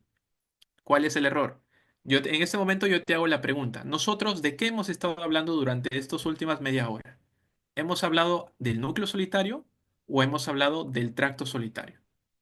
¿De qué es lo que hemos estado hablando? Tú me vas a decir, yo escuché tracto solitario. Claro que sí, pero mira, quiero que recuerdes exactamente el nombre. Núcleo del tracto solitario. Nosotros hemos estado hablando del núcleo, de la sustancia gris, de lo que te expliqué en la primera clase, del centro nervioso, de quien se encarga de interpretar la información, del soma, del pericarión de una neurona. De eso estamos hablando. ¿Y eso dónde está? En el tronco encefálico, pero no quiero que lo confundas con el tracto solitario a secas, ¿sí? Porque hablar del tracto solitario a secas es hablar solamente, recuerda que era tracto solamente de sustancia blanca, es hablar de los axones, es hablar de la conducción, es hablar simplemente de la transportación de la información hacia el núcleo del tracto solitario. Entonces son dos cosas muy diferentes, hablar de tracto, quien conduce la información, a hablar de núcleo del tracto, que es quien está en el tronco encefálico interpretando y siendo el centro nervioso para esa información. Entonces, mira aquí cómo lo voy a hacer más específico. Núcleo del tracto solitario versus tracto solitario. ¿Sí? Entonces, dos cosas muy diferentes. Creo que ya me entendiste y me vas a decir en qué momento se interconecta. Ya, mira esta lengüita, ¿sí? Esta lengüita, cuando hablemos de la parte sensorial, mira, incluso te lo voy a extender aquí para que lo comprendas mucho mejor. Cuando nosotros hablemos de esta lengua, lo dividimos, metemos aquí dos tercios anteriores, un tercio posterior, base periepiglótica. Cuando logremos dividirlo de esta manera, nosotros vamos a decir que desde la parte sensorial, ¿sí? Los dos tercios anteriores, el tercio posterior y la base peripiglótica, una vez que detecten los sabores, van a redirigirse a sus ganglios correspondientes. ¿Sí? ¿Cuáles son esos ganglios? Ganglios geniculados, ganglio petroso y ganglio nodoso, lo que aparece aquí. Geniculado, petroso, nodoso. ¿Sí? Geniculado, petroso, nodoso. Una vez que lleguen a sus ganglios, se van a tener que redirigir a otra zona. ¿Sí? Van a tener que hacer una redirección ya hacia la zona del tronco encefálico. Por eso es que aquí en esta imagen quiero que observes cómo de la lengua, mira, te lo voy a acercar incluso. Mira cómo de la lengua busca un ganglio, de la lengua busca un ganglio y de la lengua busca un ganglio. ¿Sí? Buscan ganglios y esas son las primeras neuronas justamente. Lo que aquí estamos graficando, que todo esto de aquí son las primeras neuronas. Entonces, una vez que busquen los ganglios, luego tienen que buscar, mira lo que dice aquí, el núcleo gustativo del fascículo solitario. Pero ojo, núcleo del fascículo o tracto solitario. O sea, estamos hablando de la estructura que hemos mencionado durante esta clase. ¿Cuál es esa estructura? Esta de aquí. Núcleo del tracto solitario o núcleo del fascículo solitario. ¿Sí? A eso está haciendo referencia. Entonces, aquí en esta imagen nosotros podemos decir que estos ganglios tienen que ir hacia dónde? Hacia el tronco encefálico y en el tronco encefálico buscar en nuestra estructura subdividida en tercios lo que le corresponda. ¿Sí? Lo que le corresponda. Entonces, estos dos tercios anteriores, como son del 7 van a venir aquí, estos aquí y estos aquí. Aquí un poquito como que la imagen se entrecruza porque no coincide, pero a ver, si queremos hacer que coincida, yo podría bajarlo un poquito. A ver, aquí más o menos, y podría ser así, y podría ser así. Bueno, la cosa es que quede entendida que no es lo mismo, ¿sí? No es lo mismo hablar del tracto solitario que del núcleo del tracto solitario, ¿sí? Entonces, aquí nuestro esquema, para que no se entrevere mucho, simplemente nos vamos a la imagen real, ¿sí? Más fácil. Mira cómo en la imagen real nosotros podemos decir que en estos dos tercios anteriores está el 7, ¿sí? Podemos decir que este 7, mira cómo se redirige a su primer ganglio y que de este ganglio, mira cómo ahora sí viene hacia dónde. Viene a buscar su segunda neurona aquí en el tronco encefálico. Y en el tronco encefálico, mira esta estructura subdividida en tres tercios. Ya, al tercio superior tiene que ir porque al tercio superior hemos quedado que está el 7. ¿Sí? Justamente lo que estamos intentando dibujar aquí, solamente que al hacer este entrecruzamiento de ganglios, parece que se invirtiera la imagen, ¿no? Las posiciones. Pero igual lo puedes dominar con la imagen real si es que te causa algún problema. ¿Sí? O en todo caso, preguntarme si es que en algún punto se te pierde la imagen visual. Ya sé que es un poquito complicado, pero tenemos que tratar de graficarlo para que quede mejor entendido, ¿sí? Listo, entonces, teniendo en cuenta eso, nosotros vamos a notar una cosita. Estos tres de aquí, ¿sí? Estos tres fascículos que se están extendiendo forman el fascículo solitario. ahí sí puedes llamarle tú fascículo solitario, porque esos tres verdes que estamos dibujando son sustancia blanca que está conduciendo, ¿sí? Entonces, en ese punto sí es correcto llamarle fascículo solitario, pero cuando ya está aquí a nivel de tronco encefálico, ahí no podemos llamarle fascículo solitario, ahí tenemos que llamarle núcleo del fascículo solitario, porque ese núcleo está recibiendo ¿a quién? Está recibiendo la información que le traiga el fascículo solitario, ¿sí? Entonces, entendido eso, creo que ya no vas a tener problemas en tratar de diferenciar núcleo del tracto con tracto, ¿sí? Porque el tracto sale desde la lengua, llevando la información hacia el núcleo que ya está en el tronco encefálico. Eso sería el resumen de lo que estamos viendo en este punto, ¿sí? Y luego ya la vía se continúa, pero eso ya no es un tema que nos corresponde en este momento, pero como ya lo has estudiado en las primeras semanas con nuestros otros compañeros que han dictado clase, puedes tú identificar el núcleo que le corresponde al tálamo y el núcleo que le corresponde al área de Broma. Y ahí está escrito solo para que lo leas. ¿Sí? ¿Listo? Entonces, continuamos con el parque lineal número 8. Aquí no hay mucho por hablar, simplemente tenemos que especificar lo que corresponde a la zona de sus núcleos. ¿Sí? Un segundo para intentar agrandar la imagen. A ver. Ahí está. Listo. Entonces, en el caso del par craneal número 8, nosotros lo que tenemos que recordar es que este núcleo de aquí nos hace más que todo referencia a qué cosa, a dos funciones importantes, ¿sí? Tú lo vas a encontrar en la terminología como nervio auditivo o como nervio vestíbulo-coclear. Yo te recomiendo que lo aprendas como nervio vestíbulo-coclear para que puedas identificar sus dos funciones. Llamarlo auditivo es muy incompleto, ya que decirlo auditivo para ti te va a traer recuerdo de que se relaciona solamente con la audición, cosa que es incorrecto, ¿sí? El par craneal número 8, aparte de tener función auditiva, también tiene función vestibular. ¿Cómo lo deduces? Lo deduces del mismo nombre nervio vestíbulo. ¿Por qué se le llama nervio vestíbulo?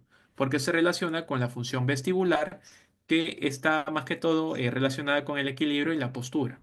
Eso indica por qué las personas que reciben un golpe a nivel de la parte vestibular pierden el equilibrio, ¿sí? Esos boxeadores que reciben un golpe, como quien dice, en la zona lateralizada del oído, y si el golpe le cae justo a la parte vestibular, entonces esa persona inmediatamente pierde el equilibrio, así el golpe no sea tan fuerte, ¿sí? Entonces, esas personas que en knockout caen, no caen porque el golpe fue tan fuerte que, por así decirlo, los hizo desmayarse. No, en realidad fue porque le apuntaron tan bien hacia la zona vestibular del parque renal 8 que hicieron que pierdan el equilibrio y la postura. ¿Sí? Muy importante ese detalle de ahí. Y en la parte, ¿por qué se le llama también vestíbulo coclear? Se le llama coclear porque está relacionado con su función coclear auditiva, que se encarga justamente de todo lo que tenga que ver con la percepción del sonido tanto en tono como en intensidad, ¿sí? Facilito. ¿Cuáles son sus orígenes reales? Hay que tener cuidado aquí, ¿no? He visto un par de libros donde te dicen que su origen real es fuera del tronco encefálico. Pero últimamente he estado leyendo libros adicionales donde marcan que su origen real sí es dentro del tronco, a pesar de que no sea el inicio de la vía, ¿sí? Entonces, como origen real vamos a considerar en este momento los vestibulares y los cocleares, ¿sí? Como parte de sus núcleos, que si te preguntas dónde están ubicados, nosotros podemos decir que están en Puente Barollo y Bulbo Raquídeo, ¿sí? Si nosotros quisiéramos aquí otra vez graficar para poder mapearlos en nuestro tronco, podemos decir que más o menos están aquí, en la zona del puente de Barolo y en la zona del bulbo raquídeo, ¿sí? Más o menos los núcleos cocleares, que son dos, están limitando entre el puente de Barolo y el bulbo raquídeo, ¿sí? Aquí están limitando, ya los tenemos ubicados. ¿Y qué pasa con los otros cuatro núcleos? Ellos más que todo forman como un rombito, ¿sí? Como un rombito donde cada punta del rombo están los núcleos ubicados. Ahí está, ¿sí? Entonces, así es más o menos como nosotros tenemos que, por así decirlo, graficarlos. Solamente no olvides un pequeño detalle, ¿sí? Que los núcleos cocleares son un poquito más mediales, ¿sí? Son un poquito más mediales.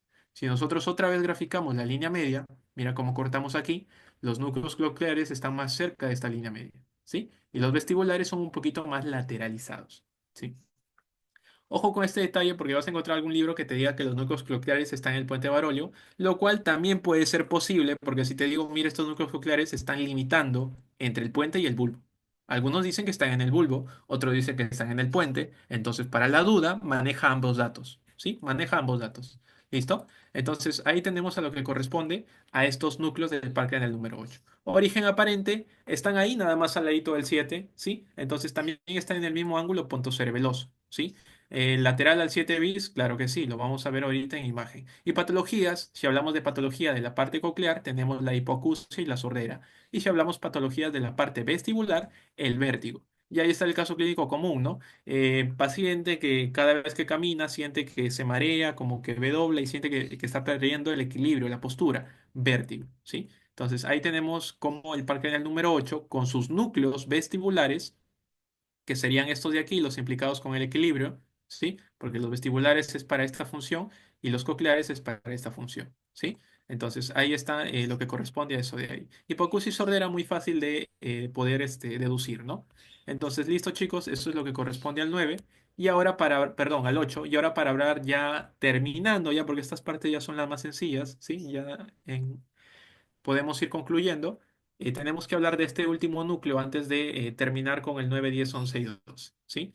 El núcleo ambiguo es un núcleo 100% motor, ¿sí? El núcleo ambiguo es un núcleo que solamente se va a encargar de los movimientos musculares. Ahora, ¿por qué es importante hablar de ese núcleo ambiguo? Porque ese núcleo ambiguo, al igual que el núcleo del tracto solitario y al igual que el núcleo que corresponde al núcleo espinal del trigémino, también tiene una subdivisión triple.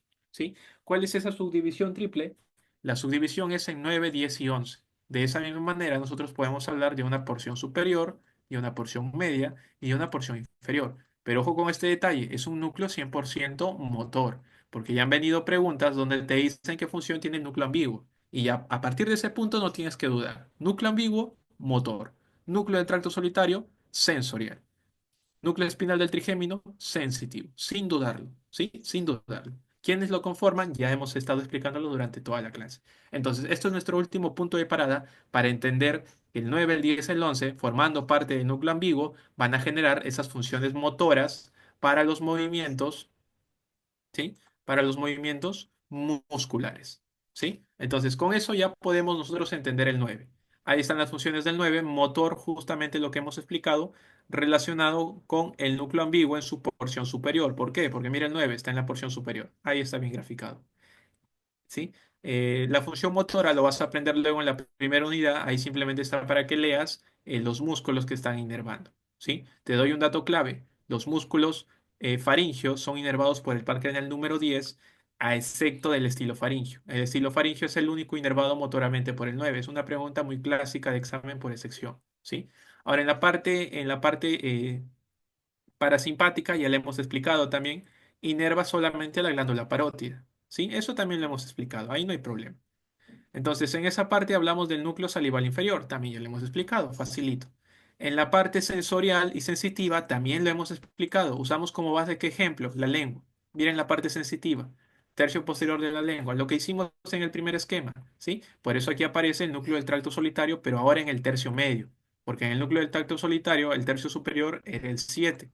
El tercio medio era el 9 y el tercio inferior era el 10. ¿Ves? Entonces mira cómo el 9 solito se desarrolla sin tener que estudiar nada técnicamente. Y en el sensorial es lo mismo. Sí, perdón, esto es la parte sensorial, al revés. Estamos marcándolo al revés. A ver, aquí le cambio el color. Sensorial, marcándolo al revés. Tercio posterior de la lengua. Claro que sí, al revés.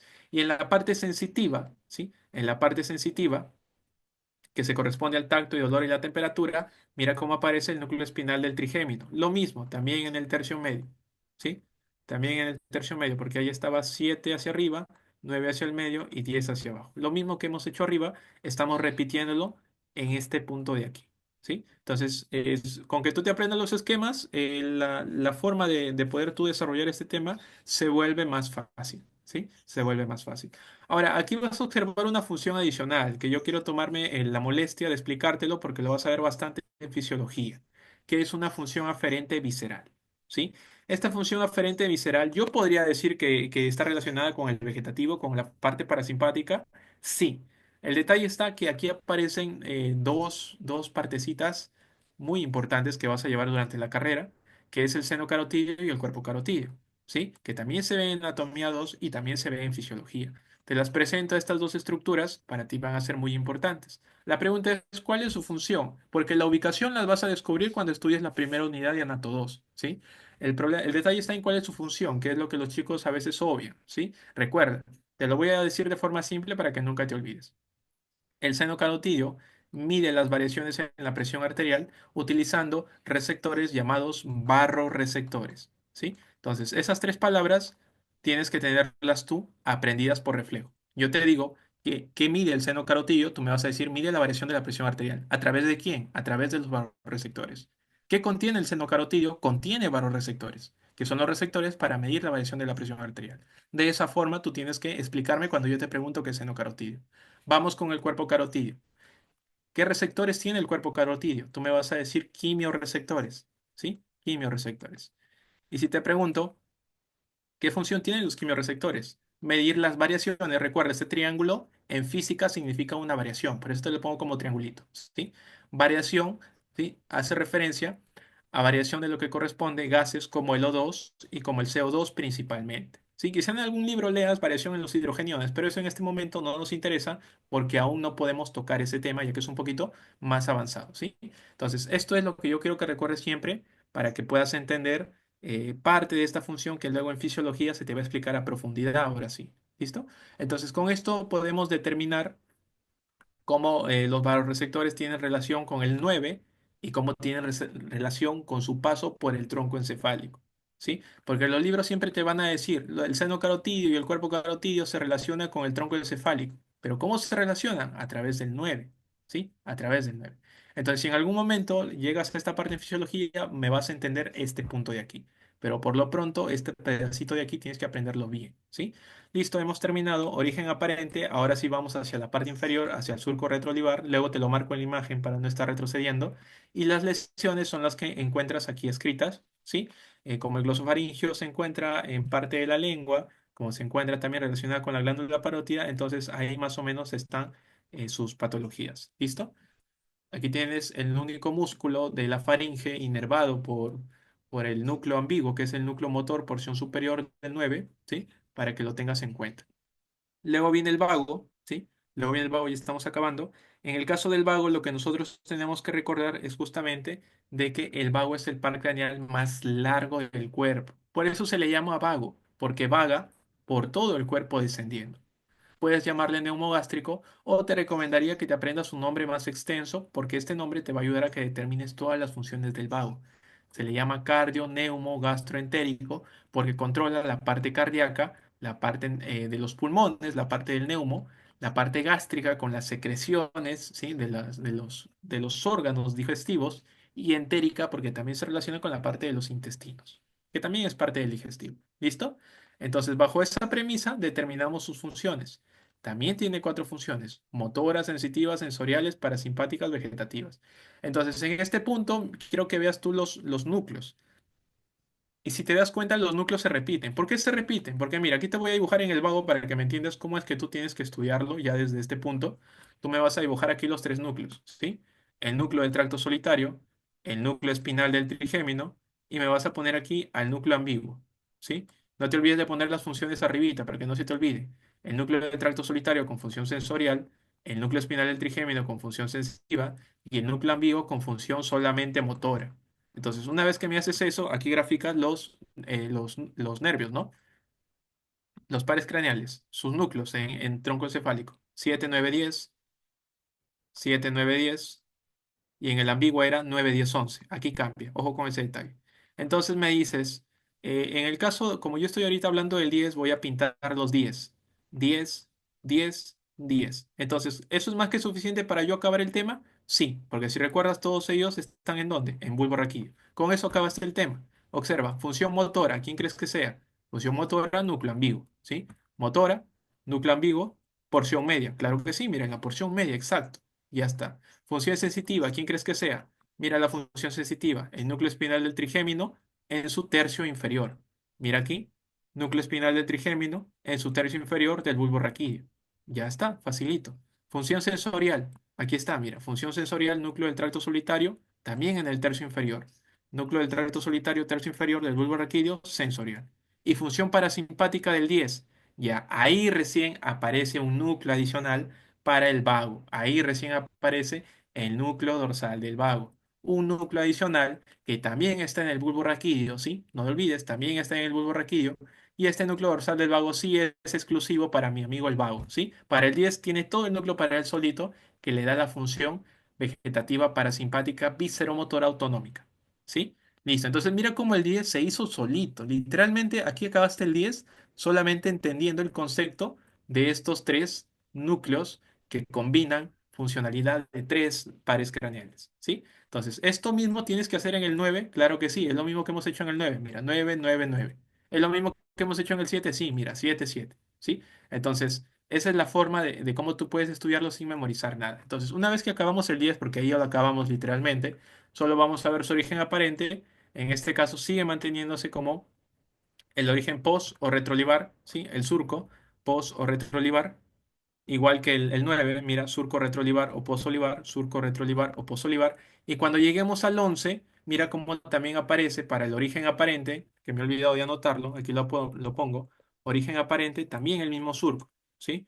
Surco retro o posolivar. Entonces, ¿quién es ese surco retro o posolivar? Porque ya aquí ya lo hemos mencionado tres veces, pero no te lo he mostrado la imagen. Y aquí te lo presento, ¿sí? Es el que se encuentra aquí, mira. Quiero que observes bulborraquídeo, que es toda esta zona de aquí. Le hago un zoom más específico. La clase de ayer te hablaba de que la zona central es para las pirámides, para la decusación del tracto córtico-espinal, el que te puse en la pregunta del post-test. Y mira cómo en estas zonas de aquí y en estas zonas de aquí te mencionaba la oliva, que era la sustancia gris, ¿sí? En donde se encontraba el centro cardiorrespiratorio muy, muy importante. Y mira cómo aquí aparecen pares craneales, mira, mira cómo aparecen. Entonces, observa al 9, observa al 10 y observa al 11. Uy, se movió, una disculpa. Observa el 9 al 10 y al 11. Mira, aquí está. 9, 10 y 11. Entonces, el surco de donde ellos tres están discurriendo, ese es el surco retro o posolivar. Y el otro surco, el surco preolivar, es este de aquí que te estoy marcando, donde está solo el 12. ¿Sí? Esa también es una pregunta de examen. El par craneal número 12 solo está en el surco preolivar y está solito, ¿sí? Abandonado. Mientras que el 9, el 10 y el 11, ellos sí están juntos en el surco retroolivar. ¿Sí? Listo. Esos son los orígenes aparentes para los últimos cuatro pares craneales. Entonces ahí tampoco ya no vas a tener dudas con respecto al origen aparente porque es muy sencillo. ¿Sí? Muy sencillo ver si es que lo ves gráficamente. ¿Listo? Entonces, volviendo a las funciones del 10, ya concluimos los núcleos y aquí te dejo las funciones simplemente para que tú puedas leerlo, ¿sí? Ahí, esto lo vas a estudiar en la primera unidad, por eso es que no podemos redundar, pero igual me he tomado la molestia de dejarte las funciones para que puedas leerlo, ¿sí? Ya está, ahí están sus funciones, ahí las puedes leer. No te olvides que todo se deduce del nombre, ¿sí? No te olvides de todo eso. Lo que sí quiero tomarme la molestia otra vez de indicártelo es con respecto a su función parasimpática del par craneal número 10, ¿sí? ¿Por qué te lo quiero especificar? Porque esto de aquí también se ve en fisiología. Y como también se ve en neuroanato y en fisiología, es muy importante que tú lo marques bien, ¿sí? Y dedúcelo del mismo nombre, ¿sí? De nuevo, mira las funciones vegetativas. La frecuencia cardíaca se controla vegetativamente a través del 10, ¿sí? La secreción de las glándulas, ¿sí? Glándulas del bronquio, ¿sí? Las glándulas mucosas de esa zona del bronquio, las glándulas digestivas, ¿sí? Con la producción de bilis, con la producción del ácido clorhídrico, con la producción justamente enzimática, ¿sí? Entonces todo eso se relaciona con el 10. Las motilidades, ¿sí? También se relacionan con el 10. Entonces esto es importante porque en fisiología, cuando te hagan esa comparativa entre simpático y parasimpático, en fisiología siempre te van a decir que el parasimpático es el que se encarga justamente de todas esas estimulaciones a nivel de glándulas, secreciones y enzimas digestivas. Entonces, cada vez que en el examen te pregunten qué sistema nervioso se encarga de estimular bilis, de estimular ácido clorhídrico cuando comes, de estimular enzimas, ¿sí? De estimular secreciones en las glándulas salivales, ¿sí? En las glándulas lacrimales, en las glándulas mucosas, en las glándulas digestivas. Tu respuesta tiene que ser parasimpático sin dudarlo.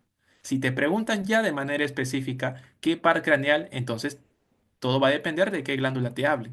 Por ejemplo, si yo te digo que quiero especificarte de quién controla las secreciones de las glándulas parótidas, tú me vas a decir, ah, ese es el 9, ¿sí? Y si aún no te has dado cuenta, el 9, ¿sí? El 9, mira, te lo voy a dibujar en número. El 9, si tú volteas el 9, se convierte en una P de parótida, para que nunca te olvides, ¿sí? El 9 escrito como número, si tú lo giras, se vuelve una P de parótida. Por eso el 9 controla las secreciones de la glándula parótida. Ahora, si yo en el parasimpático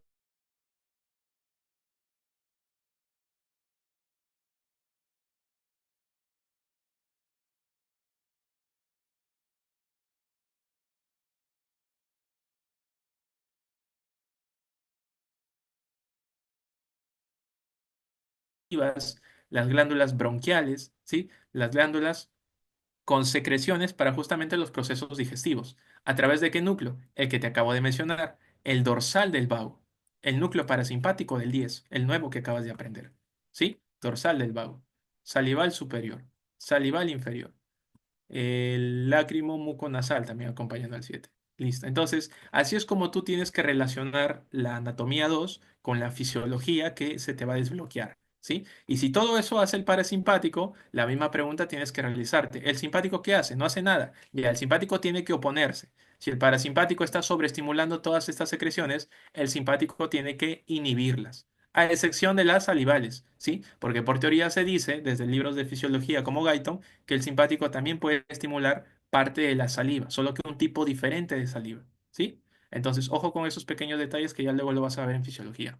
Eso era el detalle que quería hacerte, porque toda la parte sensorial y sensitiva ya te lo hice al hablar del esquema de la lengüita que hicimos, ¿sí? Listo, concluimos con el 11 y el 12. El 11 también ya está hecho, ¿sí? El 11 también simplemente utilizamos al núcleo ambiguo, pero en este caso el 11 corresponde hacia la zona inferior o el tercio o la porción inferior de este núcleo ambiguo, ¿sí? Aquí está, solamente tiene un núcleo, ¿sí? La pregunta es, ¿qué pasa con el 11? ¿Qué tiene de especial? El 11, de manera simple, tú siempre tienes que recordar que solo es función motora y que solamente es función motora sobre los músculos del cuello. Mira, esternocleido y trapecio como principales músculos del cuello. ¿Ya? Eso es lo que tú tienes que saber, función motora sobre músculos del cuello, trapecio y esternocleido mastoideo. Es más que suficiente para que tú digas que sabes lo que hace el 11. ¿Y qué núcleo tiene? Solamente tiene un núcleo que es parte, perdón, tiene, por así decirlo, es dos núcleos. Ya hablemos de dos núcleos, ¿sí? El par craneal número 11 tiene dos núcleos, ya para que se entienda mejor. Uno es un núcleo llamado ambiguo en su porción inferior, que ya lo hemos explicado, ¿sí? Dice, va a formar una raíz craneal, ¿sí? O también llamada vulvar. Y el otro es un núcleo espinal que viene desde la médula espinal y raíz espinal y se le llama extracraneal. ¿Sí? Entonces, eso es lo que yo te estaba explicando en la primera clase, que hay un núcleo de los pares craneales que no está en el tronco encefálico. Mira cómo lo voy a graficar aquí. Grafico aquí mi tronco encefálico, observa, grafico, y en la zona del bulbo raquídeo yo me enfoco, le hago un zoom y mira cómo aquí en el bulbo raquídeo yo te voy a dibujar el núcleo ambiguo. Lo subdivido en tres porciones y la parte inferior del núcleo ambiguo yo ya sé que pertenece al 11. Entonces, esta parte inferior del 11 cuando se exteriorice, aquí va a formar la llamada raíz vulvar, porque es la raíz superior que corresponde a su salida desde el núcleo ambiguo en el bulbo raquídeo para el par craneal número 11. ¿Sí? Ahí se entiende, mira. Raíz craneal, raíz vulvar. ¿Sí? Saliendo del núcleo ambiguo de la porción inferior, lo que acabamos de graficar. Así se grafica esta explicación. Ahora, inmediatamente inferior al bulbo raquídeo, ¿quién estaba? La médula espinal.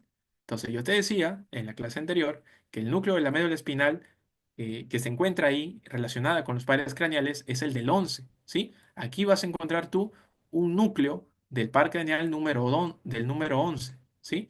Y este núcleo también va a soltar hacia afuera fibras exteriorizándose y ahí va a formar la raíz espinal, ¿sí? Entonces, ahí se entiende justamente lo que nosotros hemos estado dibujando, o en todo caso lo que hemos escrito como texto aquí, ¿sí? ¿Y esos serían los orígenes reales? Claro que sí. Solamente que el origen real depende de qué núcleo estés hablando. El ambiguo aún se mantiene en el tronco encefálico en bulbo raquídeo, pero el espinal ya se está yendo a la médula espinal, ¿sí?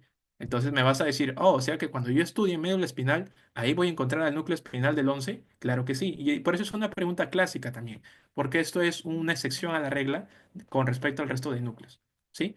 Entonces, cuando tú combines tanto la raíz vulvar con la raíz espinal, ahí recién formas el verdadero nervio número 11. ¿Sí? ¿En qué surco sigue? En el mismo, en el retro o también llamado pozo olivar, que te lo mostré en imagen como origen aparente. ¿Listo? Aquí te dejo las funciones de los músculos, que también lo vas a ver en la primera unidad. No es lo que nos corresponde, pero te lo voy a dejar ahí.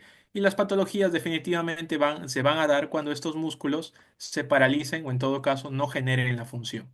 ¿Sí? Basta con que te aprendas la función del músculo para que sepas qué patología se genera cuando esa función ya no se puede dar. ¿Sí? Ahí está para que lo leas nada más. Y el hipogloso, culminando todo el tema, ya el hipogloso solamente tiene un núcleo, el llamado núcleo del hipogloso. ¿sí? Si quieres ser más específico, núcleo motor del hipogloso ya, ¿sí? El hipogloso solo tiene función motora, por eso su único núcleo es el núcleo motor del hipogloso. ¿Listo? Su origen aparente, ya te lo marqué, es ahora el preolivar donde está solito, sin nadie más, ¿sí? También te lo marqué en la imagen. Y si te lo preguntas, ya sé que es motora, pero ¿qué mueve? Lo que hicimos en el mismo esquema, o sea, el 12 también se hizo solito, ¿sí? Los músculos de la lengua, ¿sí? Excepto el que te marqué, ¿sí? Excepto el que te marqué. ¿Listo? Nada más. Acabamos. ¿Cuáles serían las patologías del hipogloso? Pues definitivamente, si el hipogloso se encarga de mover la lengua y ya no puedes mover la lengua porque se ha lesionado tu nervio o tu núcleo motor, entonces las patologías van a ser en la pérdida del movimiento de la lengua. Nada más, así de simple. ¿Sí? Pérdida del movimiento de la lengua. Ahora, si quieres verlo, ¿sí? Escrito, ahí te lo dejo para que lo tengas. ¿Sí? Mira cómo mueve el único músculo que no lo mueve. Ahí está, te lo subrayo. Mira, esa es pregunta de examen repetida. ¿Sí? Músculos extrínsecos, músculos intrínsecos, eso lo aprendes en primera unidad. Y patología es lo que te estaba hablando, ¿sí? Parálisis de los músculos, ¿sí? Ya está. Entonces, con eso nosotros hemos concluido totalmente el tema. Entonces, si en este momento yo te pidiera que tú me grafiques todos los núcleos del tronco encefálico, de los pares craneales, definitivamente no dudo de que tú me los puedas realizar una vez que lo hayas practicado. Entonces, del 7 al 12, lo que hemos hablado más que todo en la clase de hoy, están graficados en la zona del puente de Barollo y bulbo raquídeo, si es que me has seguido la hilación desde que hablamos, desde el par craneal 7. ¿Sí? Ahora un detalle, mira los salivales como los marco, ¿sí? Para que los conozcas. Algunos libros marcan que el salival inferior puede estarse en el puente de Barolio, no hay problema, ¿sí? Pero más que todo yo he estado revisando y el salival inferior, la mayoría de libros coincide que se encuentra en la zona de bulbo raquídeo, ¿sí? Ahí lo estoy marcando. ¿Listo? El núcleo motor del 7 está más o menos aquí. El núcleo lacrimomuconasal, algunos dicen que están pegadito ahí al salival superior, ahí te lo dejo. El núcleo espinal del trigémino, ahí está dibujado con celeste, que va a ser una estructuración hacia el costado para dividirse en tercios. El núcleo del tracto solitario también está aquí. El núcleo dorsal del vago acompaña también aquí al ladito, ¿sí? El núcleo ambiguo también está por ahí acompañando, pero ya no me queda espacio, ¿sí? Y del ambiguo no te olvides las raíces y de la médula también que sube para formar la otra raíz y en conjunto ya forman el 11, ¿sí? Y el 12 con el hipogloso también está ahí. Entonces, técnicamente, ahí, y los del 8 pues, ¿no? Los del 8 también estaban por ahí, los dos cocleares, justo limitando aquí, y los que estaban, los cuatro vestibulares en forma de rombito. Entonces, poco a poco, con todo lo que hemos ido avanzando, ¿sí? Ya puedes armar tu esquema completo, ¿sí? Todo el esquema, y ya terminaríamos completamente la conformación de los núcleos de los 12 pares craneales. Entonces, chicos, hasta ahí hemos llegado, ¿sí? No sé si tienen alguna duda, pero eso sería técnicamente todo lo que corresponde al núcleo de los pares craneales. Y si te das cuenta, es un tema bonito si es que tratas tú de interpretar y tener esquemas gráficos. Porque si tú cometes el error de memorizar, no solamente te va a aburrir, sino que te va a costar guardar la información para el resto de la carrera, ¿sí? Como yo te digo, algunos son datos que tú siempre tienes que responder sin dudar, ¿sí? Pero obviamente vas a poder lograrlo conforme más lo practiques, ¿sí? Entonces, mi recomendación, por favor, los esquemas, aprenderlos, practicarlos, ¿sí? Y no vas a tener más dificultades con respecto a este tema, al menos que yo te estoy explicando, ¿sí? Listo, esto sería todo. Muchas gracias por su atención. No se olviden que pueden seguir en la academia en la cual estoy siendo parte, ¿sí? Que durante este ciclo vamos a hacer también repasos de algunos temas, ¿sí? Y quizá pueden seguirnos en Instagram para cualquier información adicional que tengan, no solo sobre este curso, también sobre fisiología que también algunos chicos van a llevar o cualquier otro curso que lleven durante la carrera, ¿sí? Eso sería todo. Muchas gracias. No sé si se encuentra nuestro compañero aquí. Si tienen dudas, Sí, pueden hacerlo en este momento. sí, Y eso muchas sería todo de gracias, mi Cristian, parte. por tu excelente exposición sobre el tronco encefálico, mesencéfalo, puente y bulbo raquídeo. Bien, chicos, ahora procederemos pues a hacer un quiz o un cuestionario para ver qué tanto han aprendido durante durante esta sesión.